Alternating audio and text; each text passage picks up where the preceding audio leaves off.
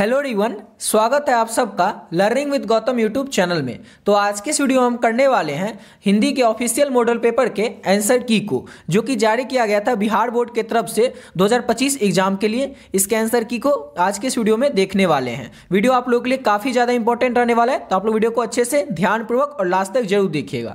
और वीडियो शुरू होने से पहले एक और चीज़ आपको बता दें कि जैसा कि आपको पता होगा, आपके एग्जाम में 100 क्वेश्चन हिंदी में पूछे जाएंगे और इस 100 में से चूज करके कोई भी आपको केवल और केवल 50 ही क्वेश्चन बनाना है। ठीक है, इसको आप लोग याद रखिएगा। 50 से ज्यादा क्वेश्चन आपको नहीं बनाना है, उससे ज्यादा आप लोग बनाइएगा। जैसे 1 से 50 तक आपका चेक होगा, और अगर इससे ज्यादा आप बनाइएगा, जैसे 60 बनाते हैं, 70 बनाते हैं, तो 51 के बाद आपका क्वेश्चन चेक ही नहीं होगा। इसलिए आपको याद रखना है, याद से ध्यान से 50 ही क्वेश्चन एग्जाम में बनाकर आना है। तो चलिए अब शुरू कर लेते हैं पहला क्वेश्चन से।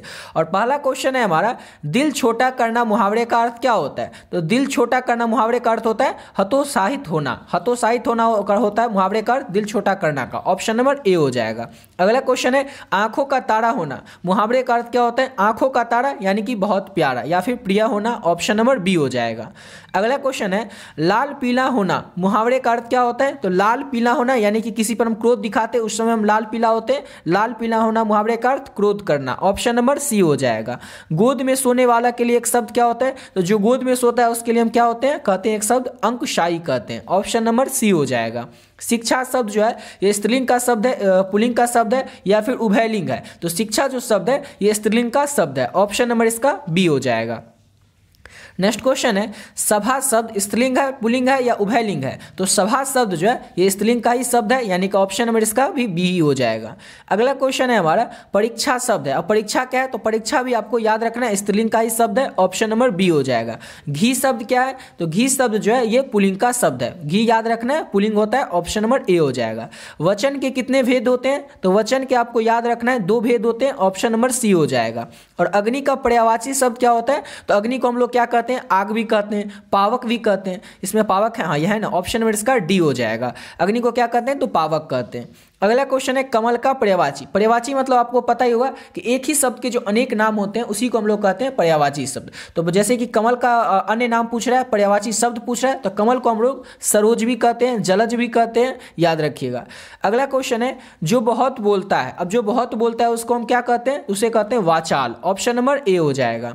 अगला क्वेश्चन है, जो पुरुष अभिनय करे। जो पुरुष अभिनय करेगा उसे हम क्या कहेंगे? अभिनेता कहेंगे, एक्टर कहेंगे। ऑप्शन नंबर सी हो जाएगा।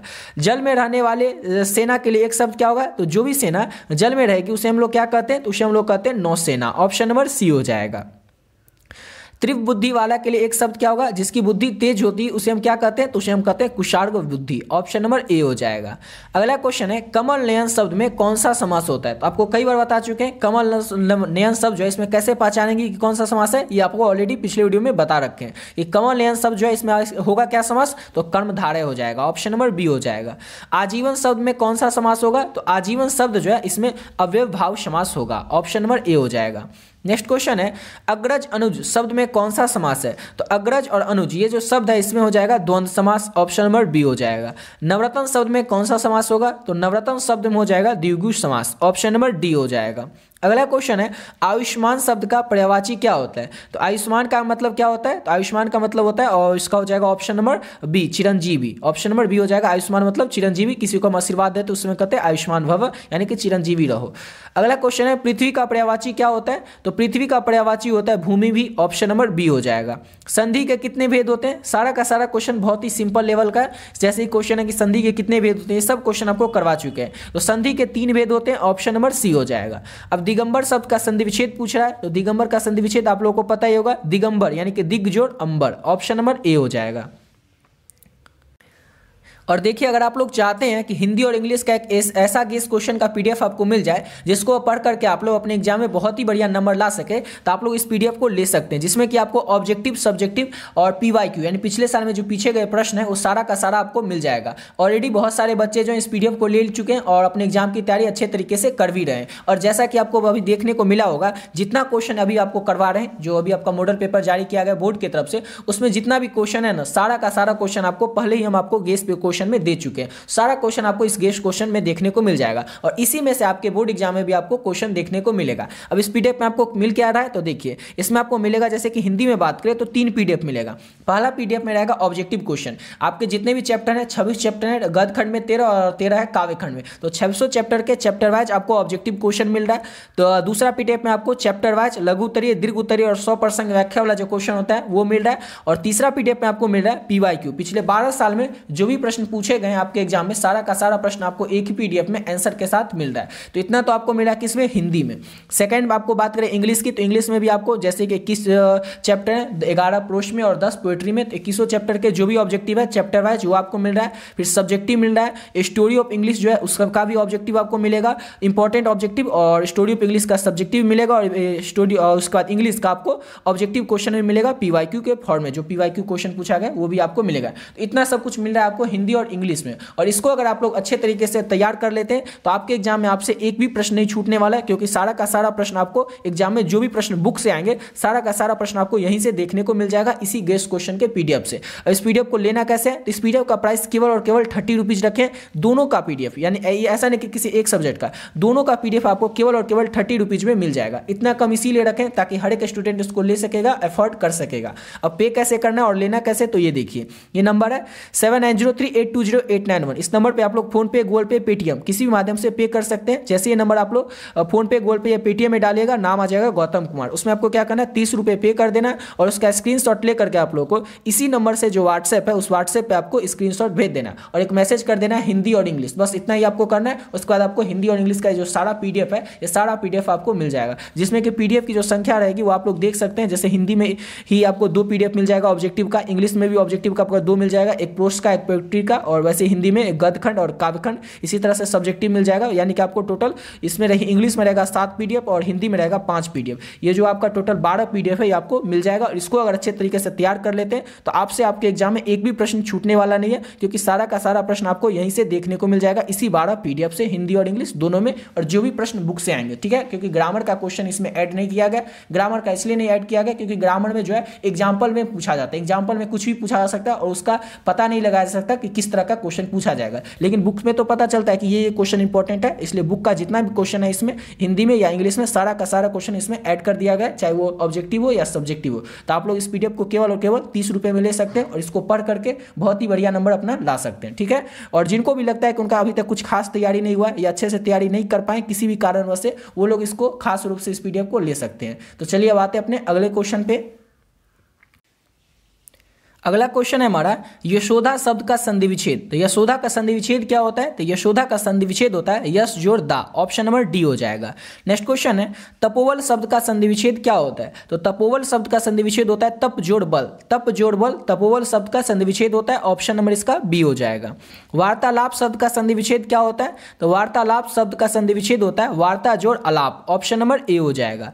नेक्स्ट है महेश का संधि विच्छेद, और ये जितना एग्जाम्पल वाला भी क्वेश्चन है ना ये सब भी पिछले साल में पूछा जा चुका है। जैसे महेश का संधि विच्छेद, ये तो कई बार आपके एग्जाम में पूछा गया है कि महेश का संधि विच्छेद क्या होता है, तो महाजोड़ ईस, ऑप्शन नंबर इसका डी हो जाएगा।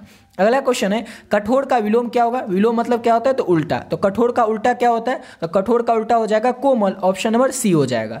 स्तुति शब्द का स्तुति शब्द का विलोम क्या होता है, तो स्तुति मतलब क्या होता है कि हम किसी की पूजा करेंगे, और उसका उल्टा हो जाएगा हम उसकी निंदा करेंगे, ऑप्शन नंबर बी हो जाएगा। नेक्स्ट क्वेश्चन है कनिष्ठ शब्द का विलोम क्या होगा, तो कनिष्ठ शब्द का विलोम हो जाएगा ज्येष्ठ, ऑप्शन नंबर बी हो जाएगा। अगला क्वेश्चन है अतरंग शब्द का विलोम क्या होता है, तो अतरंग का क्या हो जाएगा, बहिरंग हो जाएगा, ऑप्शन नंबर ए हो जाएगा। अतरंग का उल्टा बहिरंग। अगला क्वेश्चन है तिमिर शब्द का विलोम क्या होगा, तो तिमिर मतलब होता क्या, तो तिमिर का हो जाएगा ऑप्शन नंबर सी प्रकाश, तिमिर मतलब होता है अंधेरा, तो इसका हो जाएगा ऑप्शन नंबर सी प्रकाश। अगला क्वेश्चन करते हैं, और अगला क्वेश्चन है कृष्ण शब्द का विलोम। ये क्वेश्चन अगर बात करें तो पिछले 12 साल में आपके एग्जाम में कम से कम 7 से 8 बार ये क्वेश्चन सेम टू सेम पूछा गया, कृष्ण शब्द का विलोम। इसको तो अच्छे से याद रखिएगा, कृष्ण का विलोम क्या होता है, तो शुक्ल होता है, ऑप्शन नंबर इसका बी हो जाएगा। कृष्ण का उल्टा शुक्ल होता है। विज्ञान शब्द में उपसर्ग क्या होता है, तो विज्ञान में उपसर्ग क्या हो जाएगा, तो विज्ञान में उपसर्ग हो जाएगा विज्ञान, यानी कि हो जाएगा वी, ऑप्शन नंबर बी हो जाएगा। नेक्स्ट क्वेश्चन है पुरातन शब्द में क्या उपसर्ग होगा, तो पुरातन, इसमें क्या होगा पुरातन, यानी हो जाएगा पुरा, पूरा क्या हो जाएगा, तो उपसर्ग हो जाएगा और तन इसका अलग हो जाएगा। नेक्स्ट क्वेश्चन है आदिकाल शब्द में उपसर्ग क्या होगा, तो आदिकाल में उपसर्ग हो जाएगा आदि, ऑप्शन नंबर ए हो जाएगा। ममेरा शब्द में प्रत्यय क्या होगा, प्रत्यय लास्ट में लगता है, तो ममेरा, ममेरा में क्या आता है लास्ट में, ममेरा, लास्ट में आया क्या, एरा, यानी एरा हो जाएगा ममेरा का प्रत्यय। पढ़ाई शब्द में प्रत्यय क्या हो जाएगा, या लास्ट में क्या आता है बताइए, तो पढ़ाई, लास्ट में क्या आता है, पढ़ाई, यानी कि आई आता है, ऑप्शन नंबर इसका हो जाएगा ए, आई। अगला क्वेश्चन है हमारा दिखावट शब्द में प्रत्यय कौन सा है, तो दिखावट में क्या हो जाएगा, दिखावट, क्या है, दिखावट, क्या आता है, आवट, ऑप्शन नंबर डी हो जाएगा। अगला क्वेश्चन है शास्त्र शब्द का विशेषण क्या होता है, तो शास्त्र शब्द का विशेषण होता है शास्त्रीय, ऑप्शन नंबर। विशेषण क्या होता है, जो किसी की विशेषता बताता है, यानी कि संज्ञा और सर्वनाम की जो विशेषता बताता है उसी को हम लोग क्या कहते हैं, विशेषण कहते हैं। तो जैसे शास्त्र शब्द का विशेषण क्या होगा, तो शास्त्रीय हो जाएगा, ऑप्शन नंबर बी हो जाएगा। रंग शब्द का विशेषण क्या होता है, तो रंग का विशेषण होता है रंगीन, ऑप्शन नंबर डी हो जाएगा। अगला क्वेश्चन है हमारा वेद शब्द का विशेषण क्या होता है, तो वेद शब्द का विशेषण होता है वैदिक, ऑप्शन नंबर ए हो जाएगा। अगला क्वेश्चन है आचार्य शब्द में कौन सा संज्ञा है, संज्ञा आपसे यहाँ पर से क्वेश्चन शुरू हो गया संज्ञा का। अब आचार्य में कौन सा संज्ञा होता है, तो पता ही होगा जातिवाचक संज्ञा होता है, ये सब आपको करवा चुके हैं। चतुराई शब्द में कौन सा संज्ञा होता है, तो चतुराई शब्द जो है इसमें चतुराई, चतुराई को हम देख सकते हैं, नहीं देख सकते, केवल महसूस कर सकते हैं, इसलिए चतुराई हो जाएगा भाववाचक संज्ञा, ऑप्शन नंबर सी हो जाएगा। गुच्छा जो होगा ये क्या हो जाएगा, गुच्छा शब्द, तो ये समूहवाचक हो जाएगा। जैसे क्या होगा, इसका एग्जाम्पल अगर ले ले तो अंगूर, अंगूर क्या हो गया, तो अंगूर हो गया समूहवाचक संज्ञा, तो ऑप्शन नंबर इसका 45 का सी हो जाएगा। अगला क्वेश्चन करते हैं और नेक्स्ट क्वेश्चन है प का उच्चारण स्थान क्या होता है, तो प का उच्चारण स्थान होता है ओष्ठ, ऑप्शन नंबर सी हो जाएगा। द का उच्चारण स्थान, कई बार ये क्वेश्चन पूछा गया, द का उच्चारण स्थान तो दंत होता है, ऑप्शन सी हो जाएगा। नेक्स्ट क्वेश्चन है क का उच्चारण स्थान, जितना भी उच्चारण स्थान वाला है इसको भी आप लोग अच्छे से याद कर लीजिएगा। तो क का कंठ होता है, कारक के कितने भेद होते हैं, तो कारक के भेद होते हैं 8, ऑप्शन नंबर सी हो जाएगा। अगला क्वेश्चन है पेड़ से पत्ते गिरते हैं किस कारक का उदाहरण है, तो पेड़ से पत्ते गिर रहे हैं यानी कि अपादान कारक हो जाएगा, ऑप्शन नंबर इसका हो जाएगा सी। अगला क्वेश्चन है कारक क्या है, करण कारक का चिन्ह क्या होता है, अच्छा तो करण कारक का चिन्ह क्या होता है, तो से के द्वारा, ऑप्शन नंबर इसका हो जाएगा से या फिर द्वारा, ये सब होता है करण कारक का चिन्ह, ऑप्शन नंबर बी हो जाएगा। नेक्स्ट क्वेश्चन है, अब यहाँ से आपका जो बुक का क्वेश्चन है वो शुरू हो गया, और बुक का क्वेश्चन तो हर एक बच्चा को याद ही होगा, पता ही होगा, क्योंकि इसमें बहुत ही इजी क्वेश्चन आता है बुक का। तो बालकृष्ण भट्ट रचित निम्न में से क्या है, सबको पता होगा, पहला चैप्टर बातचीत है जो कि निबंध है और इसके लेखक है बालकृष्ण भट्ट। दूसरा क्वेश्चन है हमारा जो बुक का है कि सूबेदारनी किस शीर्षक कहानी की पात्रा है, सबको पता है, उसने कहा था कहानी की पात्रा है कौन, तो सूबेदारनी, ऑप्शन सी हो जाएगा। नेक्स्ट क्वेश्चन है उसने कहा था किस प्रकार की कहानी है, उसने कहा था आपको पता ही होगा चरित्र प्रधान कहानी है, यानी कि ऑप्शन में इसका ए हो जाएगा। अगला क्वेश्चन है रामधारी सिंह दिनकर की रचना कौन सी है, देखिए कितना इजी से इजी क्वेश्चन है, तो अर्धनारीश्वर है। अगला क्वेश्चन है रामधारी सिंह दिनकर का जन्म कहाँ पे हुआ था, रामधारी सिंह दिनकर का जन्म तो सिमरिया जो कि बेगूसराय बिहार में है, यहाँ पर हुआ था रामधारी सिंह दिनकर का जन्म, ऑप्शन डी हो जाएगा। रामधारी सिंह दिनकर किस युग के कवि थे, ये सारा क्वेश्चन आपको करवा चुके हैं। तो रामधारी सिंह दिनकर जो है ये छायादोत्तर, यहाँ पर अगर छायावादी रहता तो छायावादी में आपको कंफ्यूज नहीं होना है, छायादोत्तर युग के कवि हैं रामधारी सिंह दिनकर। और गैगरीन का उल्लेख किस कहानी में किया गया, तो आपको पता होगा रोज कहानी जो है उसमें किया गया, जिसमें कि जो मालती रहती है कहानी की नायिका, रोज कहानी की नायिका, उसके मालती के जो पति महेश्वर है वो गैगरीन नामक जो बीमारी होता है उसका इलाज करते हैं, उसी का डॉक्टर रहते हैं। तो गैगरीन का उल्लेख किया गया रोज कहानी में। रोज कहानी की नायिका कौन है, तो अभी आपको बताएं कि रोज कहानी जो है इसकी मालती जो है नायिका है, और रोज कहानी के लेखक जो है वो है सचिदानंद हीरानंद वात्सल अज्ञे।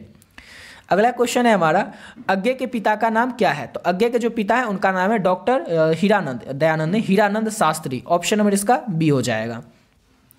अगला क्वेश्चन है भगत सिंह की रचना निम्न में से कौन है, तो भगत सिंह की रचना कौन है, तो एक लेख और एक पत्र जो है यह है भगत सिंह की रचना, ऑप्शन ए हो जाएगा। फिर क्वेश्चन है कि चौड़ कैसे ताल है, तो चौड़ जो है कैसे ताल है, तो उथले ताल है। इसमें ऐसा एक भी क्वेश्चन नहीं है जो आपको गेस्ट क्वेश्चन में देखने को नहीं मिलेगा। गेस्ट क्वेश्चन का जो पीडीएफ दिया उसमें अगर आप लोग कोई भी बच्चा एक भी क्वेश्चन ऐसा ढूंढ के बता दे जो आपको पीडीएफ में नहीं मिलेगा, सारा का सारा क्वेश्चन जो आपको जो गेस्ट क्वेश्चन ऊपर बताएं पीडीएफ, उस पीडीएफ में सारा का सारा क्वेश्चन आपको देखने को मिल जाएगा, और ये आपको पहले ही दे चुके हैं। ऐसा नहीं कि अभी आपको ये क्वेश्चन देख के तैयार करके वो सारा क्वेश्चन ऐड कर दिए, वो पहले से ऑलरेडी बहुत सारे जो बच्चे ले चुके हैं उसमें उनको सारा क्वेश्चन देखने को मिल जाएगा, क्योंकि जैसा बोर्ड एग्जाम में क्वेश्चन आएगा उसी फॉर्मेट के तौर पे उसी तरीके से जितने भी इंपॉर्टेंट क्वेश्चन है वो सारा उस पीडीएफ में ऐड किया गया है। समझ गए, तो आप लोग भी इस पीडीएफ को ले लीजिएगा, जो लोग अभी तक नहीं लिए, केवल और केवल 30 रुपये में आपको हिंदी और इंग्लिश दोनों सब्जेक्ट का पीडीएफ मिल रहा है, और उसको लेकर के अच्छे से तैयारी कर लीजिएगा।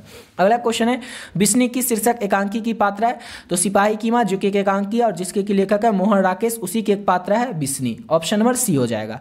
ओश ओशदानिरा शीर्षक निबंध के निबंधकार कौन है? तो ओशदानिरा जो है निबंध है, जिसके निबंधकार कौन है? तो इसके निबंधकार है जगदीश चंद्र माथुर। ऑप्शन नंबर ए हो जाएगा। यहाँ पर लिखा हुआ है ओशदानिरा शीर्षक क्या? तो निबंध है। कहीं पर आपके ऑप्शन में रह सकता है यात्रा वृत्तांत, तो आप लोग उसमें भी टिक लगा सकते हैं, और यात्रा वृत्तांत और निबंध दोनों रहेगा, और ऑप्शन में रहेगा सी, ए और सी दोनों। तो आपको याद रखना है ए और सी दोनों में लगाना है, क्योंकि ओशदानिरा जो निबंध है और इसको यात्रा वृत्तांत के तौर पर लिखा गया था, इसलिए ये यात्रा वृत्तांत भी है ओशदानिरा।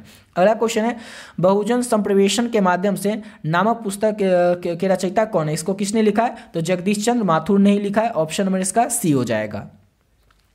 अगला क्वेश्चन है दलित साहित्य का सौंदर्य शास्त्र नामक आलोचना पुस्तक की रचयिता कौन है? तो दलित साहित्य के सौंदर्य शास्त्र यानी कि दलित से संबंधित जितने भी पुस्तक है आपके पाठ्य पुस्तक में, तो आप लोग याद रखिएगा कि वो लिखे होंगे ओम प्रकाश वाल्मीकि ही। ऑप्शन नंबर ए हो जाएगा। ओम प्रकाश वाल्मीकि आपका पाठ्य जो है उसमें कौन सा चैप्टर लिखे? तो जूठन, जो कि एक आत्मकथा है और इसके लेखक है ओम प्रकाश वाल्मीकि। अगला क्वेश्चन है ओम प्रकाश और कलीराम किस शीर्षक पाठ के पात्र है? तो ओम प्रकाश वाल्मीकि जो ओम प्रकाश और कलीराम, तो ओम प्रकाश वाल्मीकि वाला चैप्टर जूठन पाठ के हैं, तो ऑप्शन हो जाएगा बी। और कलीराम कौन रहते हैं? तो कलीराम ओम प्रकाश वाल्मीकि के बचपन में जो स्कूल है उसके हेडमास्टर का नाम रहता है। अगला क्वेश्चन है आदमी यथार्थ को जीता ही नहीं यथार्थ को रस्ता भी है, यह कथन किस लेखक का है? तो आदमी यथार्थ को जीता ही नहीं रस्ता भी है, यह मलियज का कथन है। ऑप्शन नंबर सी हो जाएगा। हंसते हुए मेरा अकेलापन शीर्षक पाठ के लेखक कौन है? तो हंसते हुए मेरा अकेलापन शीर्षक पाठ के लेखक है मलियज। ऑप्शन बी हो जाएगा। तिरिश शीर्षक कहानी किस प्रकार की रचना है? तो तिरिश जो है यह है जादुई यथार्थवादी। ऑप्शन नंबर इसका बी हो जाएगा। अगला क्वेश्चन है जे कृष्णमूर्ति की रचना निम्न में से कौन सी है? देखिए कितना इजी सब क्वेश्चन पूछा गया। तो शिक्षा, जो कि लास्ट चैप्टर भी है गदखंड का।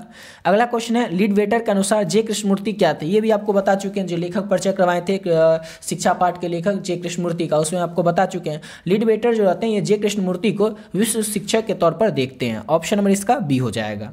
अगला क्वेश्चन है हमारा ओरवा भाषा में धांगर शब्द का अर्थ क्या है? ये सब आपको बता चुके हैं। तो ओरवा भाषा में धांगर शब्द का अर्थ क्या होता है? तो भाड़े का मजदूर होता है। ऑप्शन नंबर ए हो जाएगा। गंडक नदी की चर्चा किस पाठ में की गई है? तो ओशदानिरा पाठ में गंडक नदी की चर्चा की गई है। ऑप्शन बी हो जाएगा। रामधारी सिंह दिनकर किस विश्वविद्यालय में कुलपति के पद पर आसीन रहे हैं? तो रामधारी सिंह दिनकर जो है ये भागलपुर विश्वविद्यालय में उप कुलपति उप कुलपति के पद पर आसीन थे Ramdhari Singh Dinkar. Option number C हो जाएगा। भागलपुर विश्वविद्यालय में। ऑप्शन नंबर इसका सी हो जाएगा। अर्धनारीश्वर शीर्षक पाठ हिंदी साहित्य की कौन सी विधा है? तो कई बार आपको बता चुके, इसमें बताने वाला कुछ है ही नहीं, एक निबंध है। ऑप्शन सी हो जाएगा। अगला क्वेश्चन है हमारा स्पीच का उद्देश्य सुनने वाले के मन में जोश और उत्साह पैदा करता है। यह पंक्ति किसकी है? ये उक्ति किसकी है? तो ये देखिए स्पीच और उद्देश्य सुनने वाले के मन में जोश उत्साह पैदा करता है, ये किस चैप्टर से लाइन को लिया गया? तो ये लिया गया जो बातचीत पाठ है पहला आपका, उसी चैप्टर से। और ये किसका कथन है? तो बालकृष्ण भट्ट का कथन है। ऑप्शन में इसका डी हो जाएगा। अगला क्वेश्चन है प्रकृति वर्णन से संबंधित कविता कौन सी है? अब यहाँ से आपका शुरू हो गया काव्यखंड का क्वेश्चन। तो प्रकृति वर्णन से संबंधित कविता कौन सी है? कई बार आपको बता चुके हैं, उषा कविता जो है प्राकृतिक वर्णन से संबंधित कविता है। ऑप्शन बी हो जाएगा। और एक और चीज आपको बता दें कि गद्य खंड के चैप्टर 1 से लेकर के 13 तक और काव्य खंड के चैप्टर 1 से लेकर के 13 तक, यानी कि दोनों का गद्य खंड और काव्य खंड का जो भी इंपॉर्टेंट क्वेश्चन है लेखक परिचय के साथ आपको केवल और केवल एक ही वीडियो में, एक वीडियो में गद्य खंड का और एक वीडियो में काव्य खंड का आपको ऑलरेडी करवा रखे हैं। चैनल पे वीडियो अपलोड है, आप लोग प्लेलिस्ट सेक्शन में जा करके या फिर आपको लिंक डिस्क्रिप्शन बॉक्स में मिल जाएगा, वहां से आप लोग उस वीडियो को देख सकते हैं। वीडियो जो है करीब 1.5 घंटे का वीडियो है, दोनों वीडियो 1.5 घंटे का। अगर दोनों को देख लेते हैं और दोनों में जो क्वेश्चन की संख्या वो 750 के करीब है, दोनों वीडियो को अगर आप लोग अच्छे से देख लेते हैं तो आप लोग को उसके अलावा और कुछ पढ़ने की जरूरत ही नहीं पड़ेगी हिंदी में, क्योंकि आपका जो सारा क्वेश्चन है जैसे मॉडल पेपर में देख रहे हैं जिस तरह का क्वेश्चन है, ये सारा क्वेश्चन उसमें करवा चुके हैं। समझ गए? चले बातें अगला क्वेश्चन को में। और जब आपको मॉडल पेपर जो अभी हम जैसे इसमें क्वेश्चन है कि कवियों का कवि किसे कहा जाता है, ये वाला क्वेश्चन जो है आप जिस समय ये चैप्टर का क्वेश्चन करवा रहे थे उस समय आपको बता चुके हैं कि इस क्वेश्चन को तो आपको रट के ही जाना है। ये क्वेश्चन हर एक साल पूछा ही जाता है कि कवियों का कवि किसे कहा जाता है। तो कवियों का जो कवि है ये शमशेर बहादुर सिंह को कहा जाता है। ये हर एक साल क्वेश्चन आता ही है। ऑप्शन नंबर इसका ए हो जाएगा। अगला क्वेश्चन है मुक्तिबोध का पूरा नाम क्या है? तो गजानन माधव मुक्तिबोध का पूरा नाम है। ऑप्शन नंबर सी हो जाएगा। ज्ञानेंद्रपति किस प्रशासनिक पद पर कार्यरत थे? तो ज्ञानेंद्रपति जो कि गांव के घर कविता के लेखक हैं, ये जेलर के पोस्ट पर यानी कि कारा अधीक्षक के पोस्ट पर कार्य करते थे। ऑप्शन बी हो जाएगा। गांव का घर शीर्षक कविता के कवि कौन है? बता दिए ज्ञानेंद्रपति हैं। ऑप्शन डी हो जाएगा। उषा शीर्षक कविता के कवि कौन है? उषा शीर्षक कविता के कवि हैं Shamsher Bahadur Singh. Option number B हो जाएगा। नेक्स्ट क्वेश्चन है तुलसीदास का जन्म कहाँ हुआ था। तो तुलसीदास जो है उनका जन्म हुआ था राजपुर बांदा, जो कि उत्तर प्रदेश में पड़ता है यहाँ पे। कवि भूषण की कविता में कौन सा रस पाया जाता है। तो कवि भूषण जो है इनकी कविता में वीर रस पाया जाता है, ऑप्शन सी हो जाएगा। जयशंकर प्रसाद रचित महाकाव्य निम्न में से कौन है, चार ऑप्शन में से कौन है। तो कात्यायनी जो है जयशंकर प्रसाद रचित महाकाव्य है। अगला क्वेश्चन है सुभद्रा कुमारी चौहान का जन्म स्थान कहाँ है। तो सुभद्रा कुमारी चौहान जो है उनका जन्म हुआ था निहालपुर में, ऑप्शन नंबर डी हो जाएगा। अगला क्वेश्चन है पुत्र वियोग शीर्षक कविता की कवित्री कौन है। तो पुत्र वियोग शीर्षक कविता की जो कवित्री है वो सुभद्रा कुमारी चौहान है, ऑप्शन ए हो जाएगा। मेरा खोया हुआ खिलौना अब तक मेरे पास न आया, यह पंक्ति किस शीर्षक कविता की है। तो ये भी आपको पता होगा, पुत्र वियोग शीर्षक कविता जिसकी की कवित्री है सुभद्रा कुमारी चौहान, उसी का ये लाइन है। अगला क्वेश्चन है पंचायती राज में जैसे खो गए पंच परमेश्वर, यह पंक्ति किस शीर्षक कविता की है। तो पंचायती राज में खो गए जैसे पंच परमेश्वर जो गांव की घर कविता की पंक्ति है, जिसके की लेखक है ज्ञानपति। प्यारे नन्हे बेटे को शीर्षक कविता का नायक कहाँ का रहने वाला है। तो प्यारे नन्हे बेटे को शीर्षक कविता का जो नायक है वो भिलाई छत्तीसगढ़ का रहने वाला है, ऑप्शन नंबर इसका ए हो जाएगा। अगला क्वेश्चन है हमारा दानव दुरात्मा एक मानव की आत्मा है, यह पंक्ति किस शीर्षक कविता की है। तो ये पंक्ति किस शीर्षक कविता की है। तो ये जन जन का चेहरा एक की कविता की पंक्ति है। अगला क्वेश्चन है छत्रसाल दशक की शीर्षक कृति के रचनाकार है। तो छत्रसाल दशक शीर्षक जो कृति है इसके रचनाकार है भूषण, ऑप्शन नंबर डी हो जाएगा। अगला क्वेश्चन है कवि ज्यासी की रचना निम्न में से कौन सी है। तो ज्यासी की रचना कौन सी है, कई बार आपको बता चुके हैं, तो इसका हो जाएगा कड़बक, ऑप्शन बी हो जाएगा। चित्रलेखा नामक रचना के रचयिता कौन है। तो चित्रलेखा नामक रचना के रचयिता है ज्यासी ही, ऑप्शन नंबर डी हो जाएगा।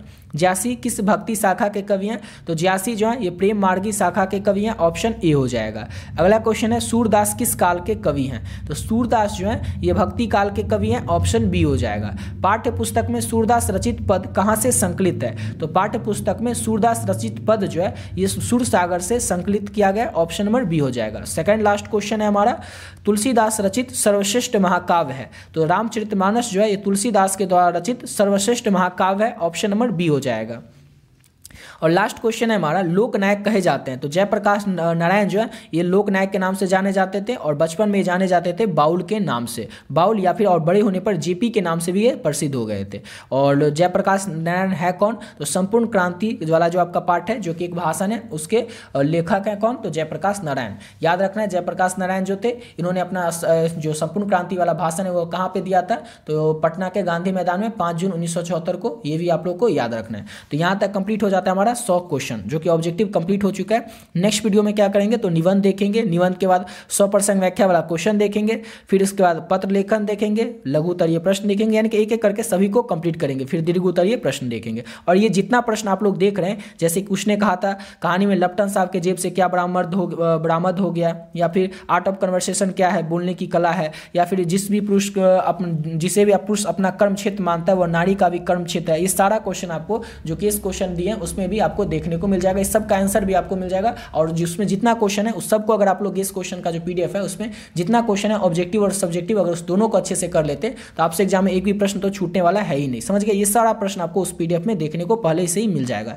ठीक है, तो मिलते हैं नेक्स्ट वीडियो में नए वीडियो के साथ।